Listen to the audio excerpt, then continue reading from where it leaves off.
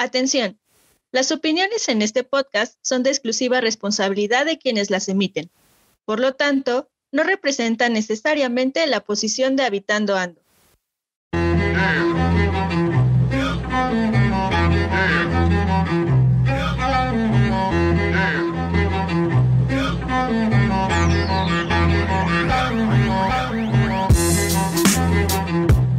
Habitando Ando es un podcast dirigido a todas y todos los habitantes de cualquier lugar que, sin importar el contexto, viven, sienten y piensan el territorio según su andar. Dialogar lo que vivimos, vemos y pensamos es nuestra pasión. Compartirlo es nuestra misión. Ajuste sus audífonos, prepare su café, porque las charlas con el territorio están a punto de suceder.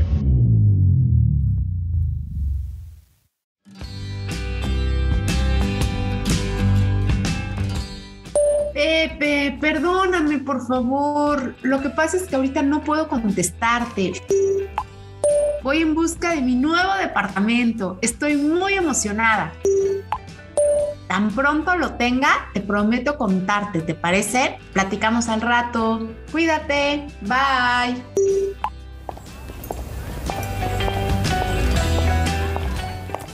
Hola, tú eres Fer, ¿verdad? Claro, mucho gusto. Yo soy Fer. Tú eres Andrea, ¿no? De Bienes Raíces. Así es. Bienvenida. ¿Estás emocionada por conocer tu próximo departamento? Por supuesto. Llevo años esperando este momento. Te lo juro que ni siquiera dormí por este día. Excelente. Entonces, bueno, pediré el elevador. Son 15 pisos. No creo que quieras usar las escaleras, ¿verdad?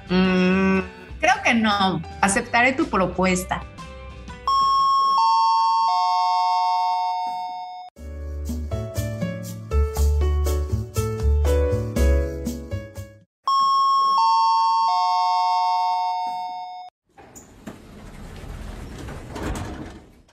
Muy bien, pues por fin llegamos. Este es tu nuevo departamento que te mostré por fotos.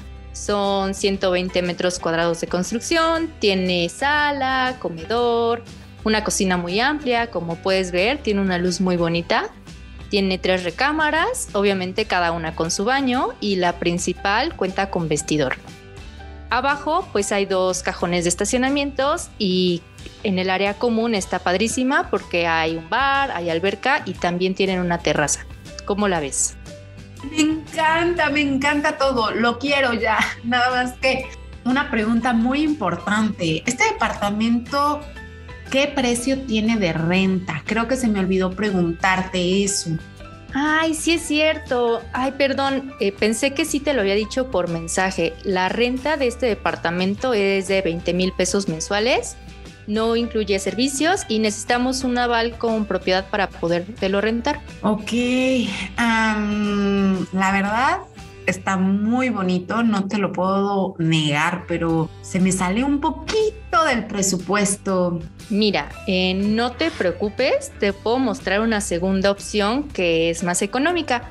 Solamente que está a 20 minutos de aquí. ¿Tienes algún problema de ir ahorita? 20 minutos, ¿verdad? No, creo que no. Vamos.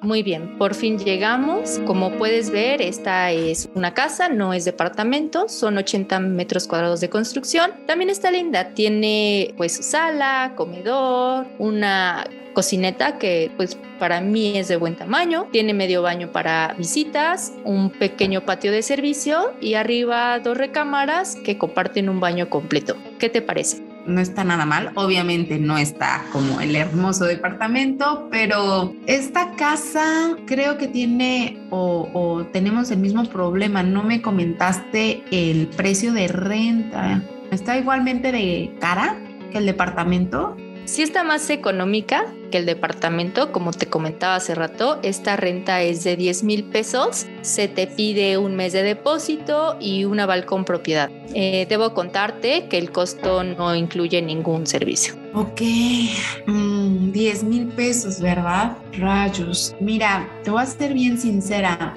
Me gustaron mucho tus propuestas. De verdad creo que son ideales y de verdad están muy, muy bonitas, pero Creo que en ambas los dos se me salen del presupuesto. Creo que debí de ser más sincera contigo. Yo ahorita nada más cuento con 5,000 pesos, que es lo que estoy recibiendo. ¿Tendrás de casualidad algo en este precio? Ay, Fer, ¿verdad? Mira, por ahí hubieras empezado. Creo que tengo algo aquí en el teléfono. Tengo unas fotos por aquí, pues ya para no perder más tiempo. Esta casa, pues es que esta casa todavía queda 20 minutos más lejos, pero creo que esta sí la puedes pagar con lo que me estás diciendo. La foto, mira, esta foto que te muestro es del interior. Ok, me imagino que esta debe ser la sala, ¿verdad? ¿De casualidad tienes alguna foto de la recámara? A ver, Fer, esta es toda la casa. Creo que es bastante obvio, son 35 metros de construcción. El inquilino anterior, como puedes ver aquí, puso una cocineta de este lado y la cama está en el otro lado. La verdad, para lo que tú tienes, le puedes sacar bastante provecho. Estamos pidiendo 5,000 pesos, lo mismo, sin servicios. Y pues aquí es más importante tu aval con propiedad y que además tienes que firmar un pagaré por cada mes de renta. Ah, sí, este contrato pues es inicial de 1 año, o sea, a fuerzas te tienes que quedar 1 año. Ok, mira, la verdad, perdóname si te hice perder tu tiempo. ¿Te parece si pienso esta última propuesta y si me decido te puedo estar avisando? ¿Te parece? Para ver si puedo rentar esta casita. Pues sí, la verdad sí me quitaste mi tiempo. Mira que esta casa está bastante interesada muchísima gente. Entonces, pues no tardes, porque si no me escribes en estos días, alguien más la va a rentar. Ok, entiendo. Trataré de contestarte lo más pronto que se pueda. Nada más, un último favor antes de irnos. ¿Crees que me podrías regresar al centro? La verdad es que ahorita voy a ver a otro cliente. Te puedo dejar si quieres en la parada del... ¿Y tú, habitante? ¿Qué problemas tienes para conseguir vivienda?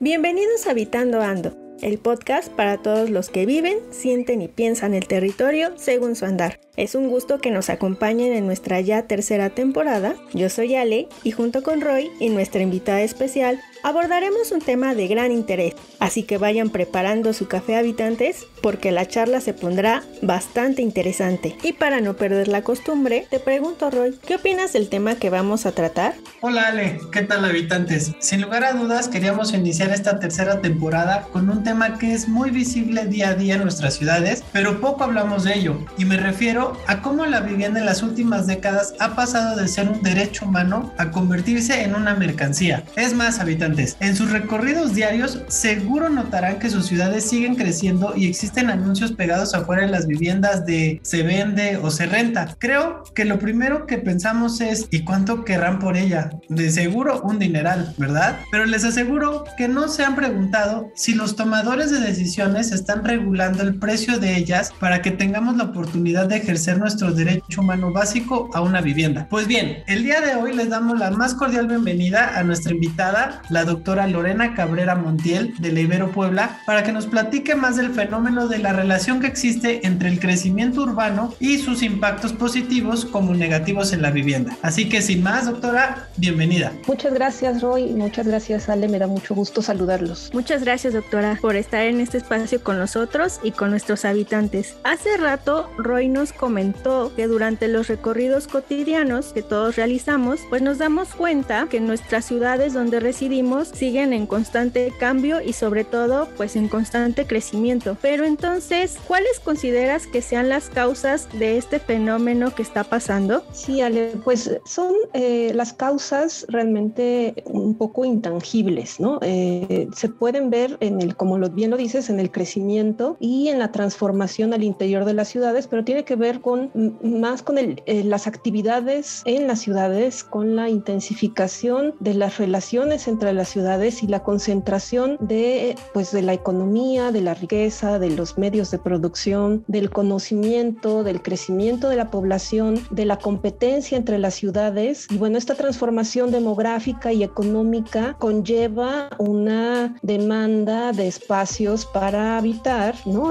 Como es la vivienda, pero también de equipamiento que la acompaña. Pero además tiene que ver en los últimos años con una transformación de aspectos político-económicos que se enfocan a cuestiones que algunos autores llaman el empresarialismo urbano, en que predominan el capital sobre lo político y lo privado sobre lo público, ¿no? Y entonces se enfocan en impulsar al crecimiento de algunas ciudades, ¿no? Con algunos impulsos al turismo, a los servicios, a la industria, y entonces eso hace que crezcan tanto en población como en superficie. Entonces, doctora, ahora bien, ¿a qué te refieres cuando hablas de este elemento tangible? Digamos, ¿te refieres a que tenemos en nuestras ciudades una transformación de qué tipo? En cuestión de expansión urbana, ¿no? A partir sobre todo de los 90s y más impulsada en los 2000, en los años 2000, vemos una producción de grandes conjuntos habitacionales, específicamente en las periferias urbanas,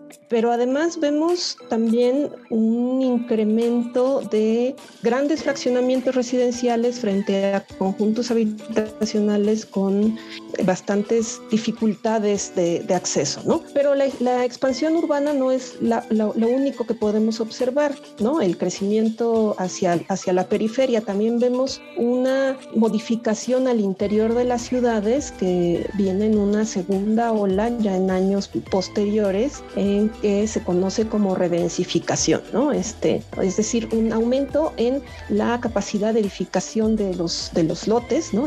O en una producción más vertical, o sea, con más altura, ¿no? Pero no solamente al interior, también lo podemos ver en las periferias y no solamente es una modificación de altura, es una modificación o una innovación en tipologías, en morfologías, una creación de nuevas centralidades, ¿no? De nuevas formas de habitar la ciudad, de nuevos usos de suelo híbridos, vivienda mixta con amenidades, ¿no? Pero a la vez acompañadas de centros comerciales. Y bueno, se busca también una nueva forma de habitar la ciudad como nuevas oportunidades de negocio para los desarrolladores inmobiliarios, ¿no? No solamente se transforma en el plano físico, sino que se transforma en la forma de habitar la ciudad. Ahora, nos estás platicando en todos estos cambios que han afectado a la vivienda, desde las características hasta la forma en cómo se ve, pero me imagino que esto también está ligado en la forma del sistema económico que actualmente tenemos. ¿Nos podrías mencionar cómo es que este sistema impacta tanto en la producción y las políticas de la vivienda? Si hablamos de la producción de la vivienda, como cualquier mercancía, tenía ciertos modos de producción dominados por ciertos agentes que involucraban algunos mercados, ¿no? Y el funcionamiento de los mercados, digamos que era más local, ¿no? Pero al modificarse todo en el mundo, ¿no? Pues vemos un cambio en las políticas y entonces el Estado deja de ser responsable de la producción de vivienda, deja de ser responsable de la regulación del suelo y deja de regular la actividad financiera.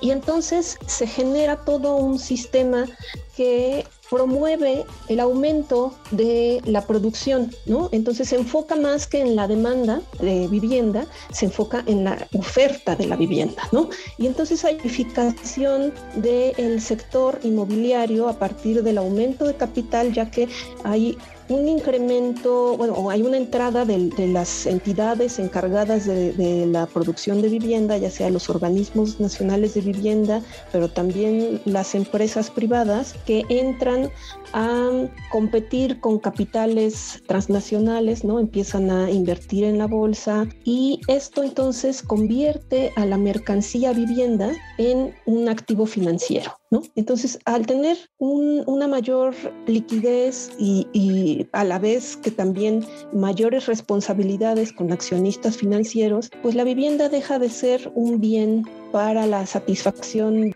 como es el habitar y se convierte en un interés en la inversión. Eso es principalmente lo que sucede en el sistema económico que modifica formas de producción de vivienda. Sí, de hecho es muy interesante pensar que bajo esta lógica del sistema de producción de vivienda visto desde el lado económico, pues se ha abierto la cartera o las opciones de construcción de vivienda para aquellas personas que son a veces ajenas al tema de la construcción y lo ven más como un mercado más de inversiones y de rendimientos, y se está dejando a un lado el derecho a la vivienda, el acceso a la vivienda, el goce de la vivienda, inclusive hablando de los espacios, ¿no? Que ya es como un elemento de viviendas muy en producción en serie y en 20, 40 metros, y con eso una familia puede llegar a vivir, cosa que a veces queda un poco... Es un tema muy delicado hablar de qué tantos metros cuadrados necesita una familia para vivir, ¿no? Entonces, doctora, bajo esta lógica, hablando de espacios de derecho, platícanos un poco sobre qué políticas de vivienda se manejan en el país, en el caso México, como programas de acceso a la vivienda que se estén implementando. Es decir, ¿cómo ha cambiado en estos últimos 20 años las políticas de vivienda y por qué estamos como estamos ahorita?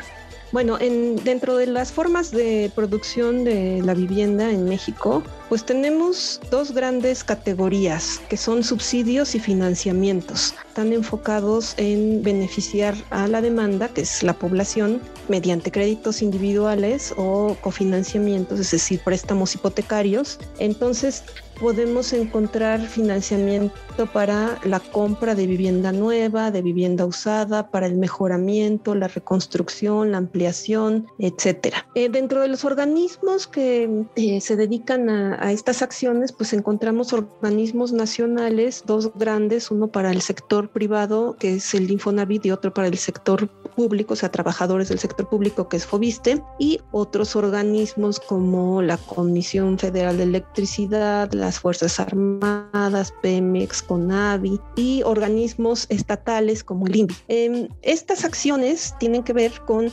sobre todo, la dotación de préstamos o de créditos, como decía, para los trabajadores, es decir, para población que tiene un trabajo formal. Y la modificación más importante que encontramos en la actualidad, digamos, de hace unos 20, 30 años para acá, es que anteriormente los organismos de vivienda como Infonavit o Foviste se encargaban del control técnico, es decir, de cómo iba a ser no solo la vivienda, sino el entorno urbano de los conjuntos habitacionales, ¿no? Entonces, en el 92 se reformaron para ser solamente entes financieros, ¿no? Entonces, ahora solamente prestan el capital para construir, y quienes se encargan y quienes son los beneficiados de tener créditos son los desarrolladores de vivienda. Entonces, esa es una de las grandes modificaciones, ¿no? La orientación del financiamiento a la oferta, y también otra es que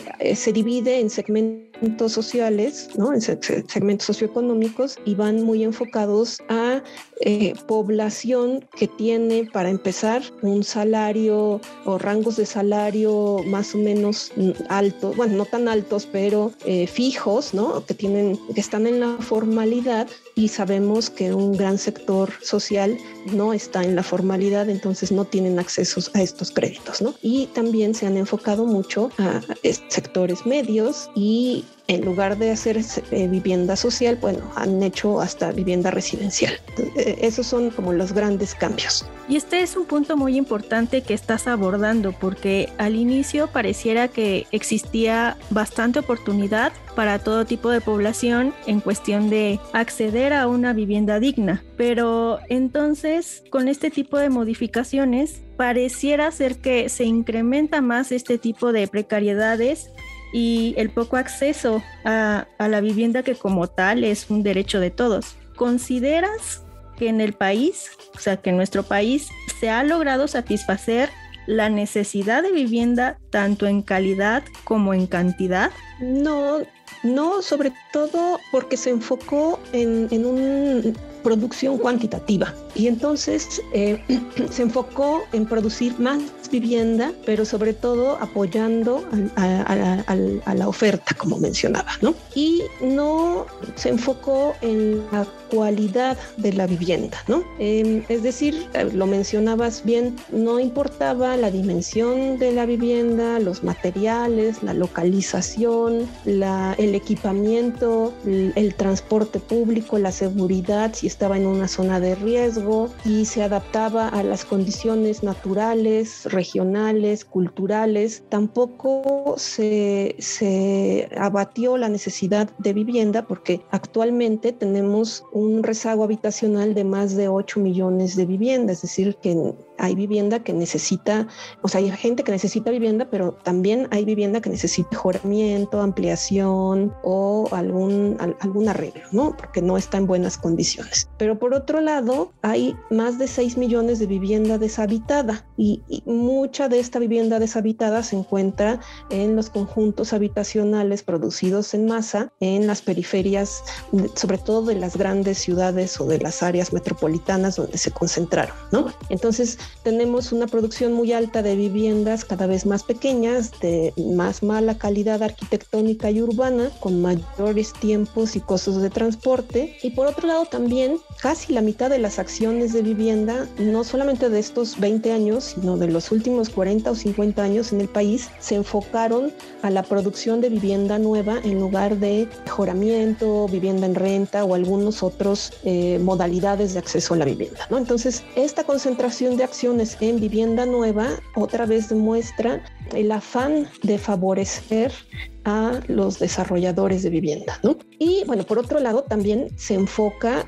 sí, eso es en cuanto al número de acciones, pero si vemos por montos, vemos que incluso después de la crisis del 2008 y que se reflejó en el país, sobre todo ya en el 2013, con los nuevos cambios en política de suelo y de vivienda, que se enfocó más en la producción de vivienda en sectores más altos, o sea, vivienda media, vivienda residencial, y además se concentran geográficamente en las principales áreas urbanas metropolitanas, o sea, Ciudad de México, Guadalajara, Monterrey, ¿no? Y se generan grandes fraccionamientos, ¿no? Y estas innovaciones en cuestión de vivienda, mientras que se desatienden las necesidades de vivienda rural, de los asentamientos irregulares, de los fraccionamientos que ya quedaron abandonados. Entonces, definitivamente las políticas anteriores no lograron satisfacer ni en calidad ni en cantidad las necesidades de vivienda del país. Y es cierto, doctora, si bien es un esfuerzo muy importante el que se trató de hacer en mejorar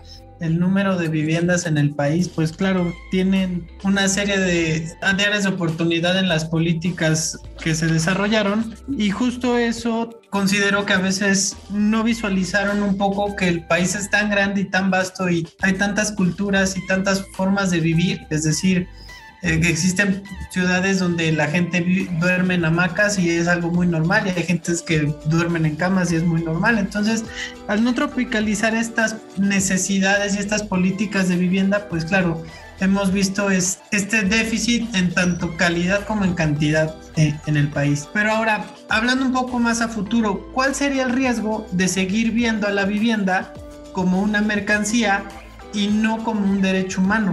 Es decir, ¿a qué podríamos enfrentarnos en un futuro no muy lejano? Bueno, de hecho ya nos enfrentamos a este problema de desigualdad en esta jerarquización social, ¿no? Una distribución desigual de las inversiones inmobiliarias que benefician a ciertos sectores social, ¿no? Porque los créditos se reparten entre las personas que tienen un trabajo formal, tienen ciertos ingresos mensuales, ¿no? Que aparte pueden combinar con otros cofinanciamientos, y vemos entonces una profundización en la segregación socioespacial, en la fragmentación urbana, porque además los conjuntos se producen de manera fragmentada, ¿no? Y de manera desigual. Y tenemos entonces precios de inmuebles que están fuera del alcance de la mayoría de la población. Tenemos un encarecimiento no solo de la vivienda, ¿no? También del suelo, y esto nos deja muy pocas posibilidades de movilidad residencial, ¿no?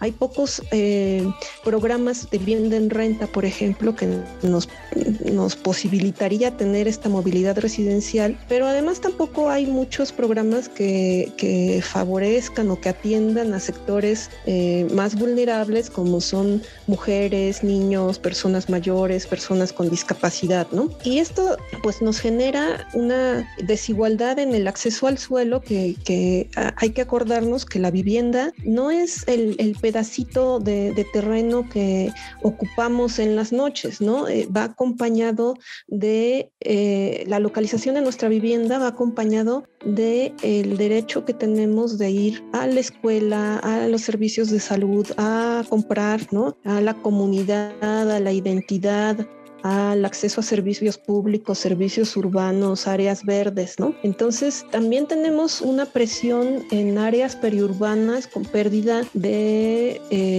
áreas de valor ambiental, ¿no? Porque cada vez que haya expansión urbana, pues se pierden áreas de cubierta vegetal, de recarga acuífera, terrenos de uso agrícola, se afecta la vida rural, ¿no? Y además, como decía, no hay condiciones que cuiden procesos de vulnerabilidad y riesgo, ¿no? Y no solamente en vivienda social, lo hemos visto también en viviendas residenciales que se inundan, ¿no? Que hay desplazamientos, etcétera. Y un factor importante por aquí es, sobre todo en áreas centrales, proyectos de regeneración urbana que pueden causar desplazamientos, gentrificación, ¿no? El despojo, y bueno, que nos hace ver que entonces tenemos una producción de vivienda y de espacio urbano solamente para el consumo, ¿no? Para la inversión, y no para que la gente viva y habite y disfrute de la ciudad.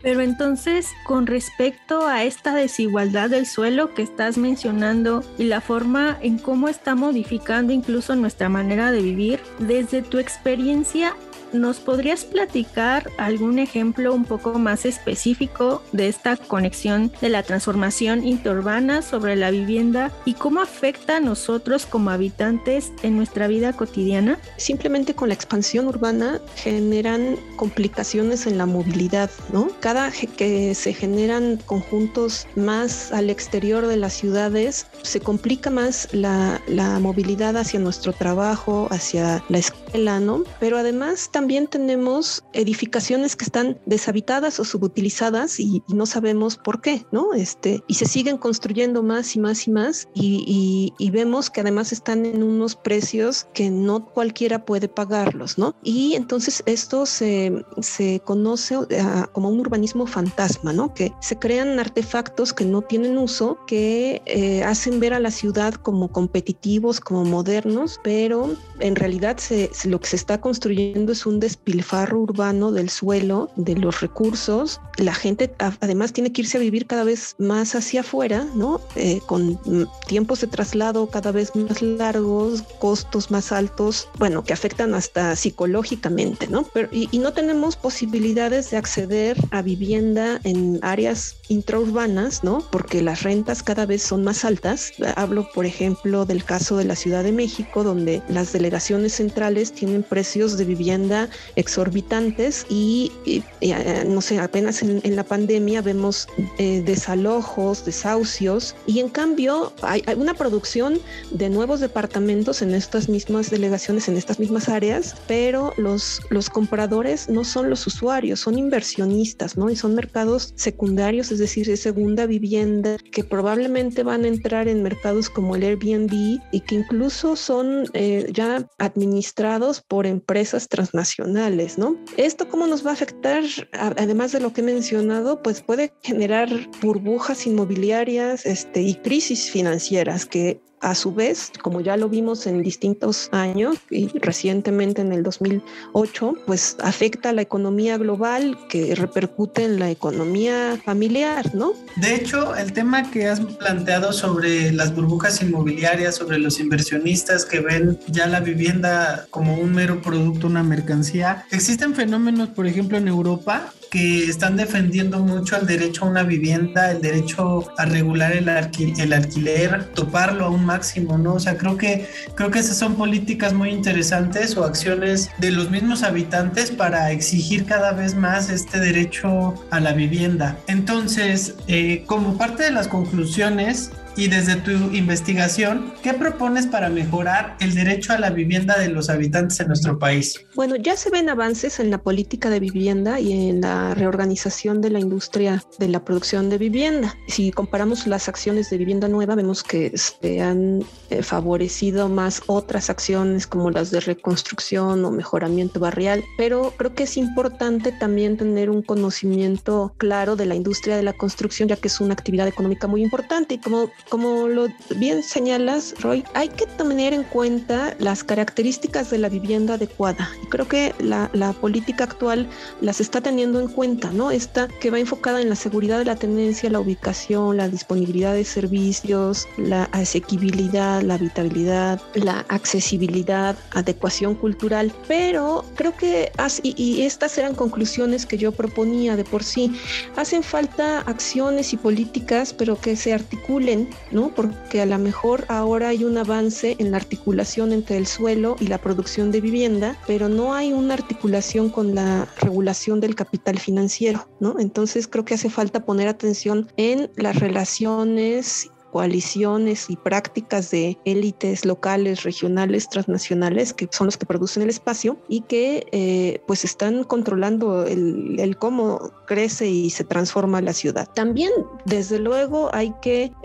hacer una normalización de los y una homologación de los trámites de municipalización, porque los municipios deciden las autorizaciones, ¿no? Por otro lado, creo que hacen falta más programas de recuperación de vivienda abandonada, hacer bolsas de vivienda de segunda mano. Hace falta y urge y se está proponiendo ya para Ciudad de México regular los precios de renta y de ingresos y las prestaciones de las personas para evitar que tengan que irse a vivir a la periferia, ¿no? Y evitar que se formule una burbuja inmobiliaria, ¿no? También hace falta un mayor acceso a la información, porque mucha información no tiene tanta transparencia, ¿no? Es difícil hacer investigación en el tema de la vivienda, sobre todo en el tema de las autorizaciones de fraccionamientos, en el tema del sector financiero, ¿no? Y bueno, falta articular la normatividad de los organismos fiscalizadores y bueno, la implementación de medidas antimonopolio en el suelo y en la vivienda. Corresponde a todos los habitantes, es estar informados y atentos a lo que acontece en el entorno, ¿no? Y si es posible, organizarse entre los vecinos y los pobladores y defenderse y si es necesario buscar asesoría jurídica, académica y generar acciones en defensa del territorio. Es cierto, creo que hay mucho camino por andar para ejercer el derecho a la vivienda. A mí siempre me ha gustado quedarme con un término que se llama las 4 A's para poder ejercer el derecho a la vivienda. Es decir, la vivienda tiene que estar adaptada a nuestras necesidades, tiene que ser accesible para llegar a todos lados, también tiene que ser aceptable en temas de materiales, es decir, que sea una vivienda digna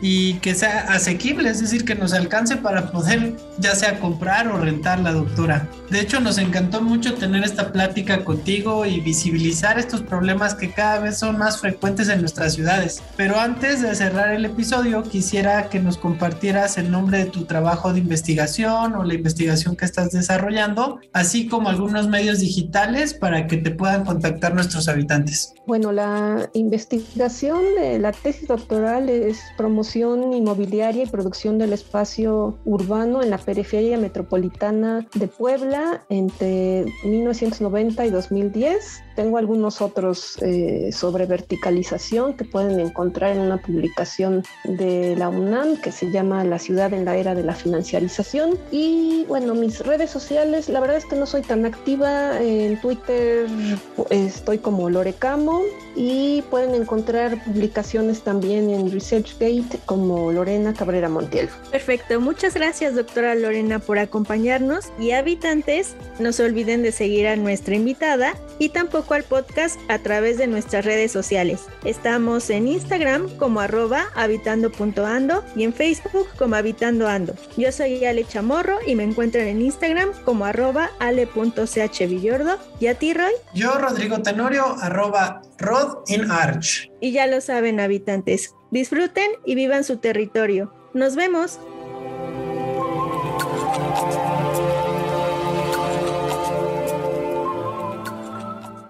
Habitando Ando es un podcast creado por académicos, alumnos y egresados de la maestría en Hábitat y Equidad Socioterritorial de la Ibero Puebla. Síguenos en Instagram como @habitando.ando y en Facebook como Habitando Ando.